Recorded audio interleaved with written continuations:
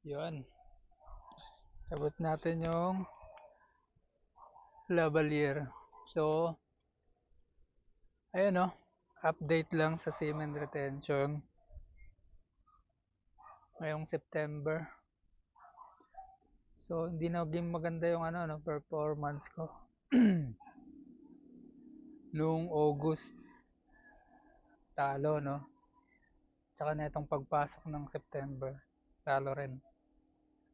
Buti pa nung July, isang wet dreams lang nangyari sa akin eh. Pero ngayon malala talaga eh. Talagang hindi ko alam kung malakas ba talaga yung temptation o talagang mahina lang ako eh. So yun na nga no, talo.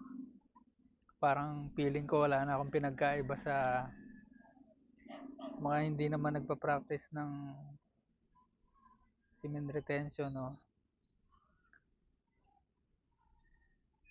Ayun, parang nakaka-down kasi parang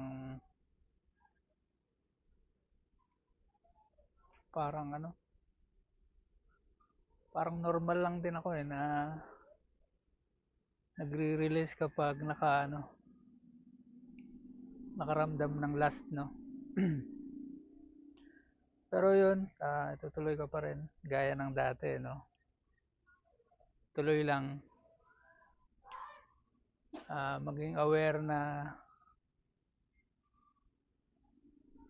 labanan yung kung kailan malakas yung temptation. Doon dapat mas lumaban no. Ayun, so far yung mga benefits naman na pinaka nakikita ko talaga is yung sa sa physical, yung extra energy na feeling mo gusto mong may ginagawa sa maghapon no. At least meron kang achievement na may ginawa ka. Hindi kagaya nung dati na parang gusto mo lang mahiga, magpahinga, no, manood. Pero ngayon parang naghahanap ka na ng at least simple achievement, no? Kahit sa katawan mo lang yun, pag-exercise, paglalakad, yung pag-aaral ng bagong skill, no? Eh, yun yung mga tingin ko naging benefits naman sa akin. Nung pagte-take ng journey na to, no? Tapos yun, nagkaroon din ako ng interest sa pagmumotor, no? Nag-aaral ako ngayon, no, ng pagmumotor para mas makalayo pa yung mga mapupuntahan ko. Kasi sa bike, mahirap eh. Talagang malapit lang yung napupuntahan. Tapos, pagod pa, no? Daming oras na kinakain. So, yun, lately nga pala, no, yung channel na to is madalas na ina-upload ko is yung tungkol sa motor. So, yun, na rin, parang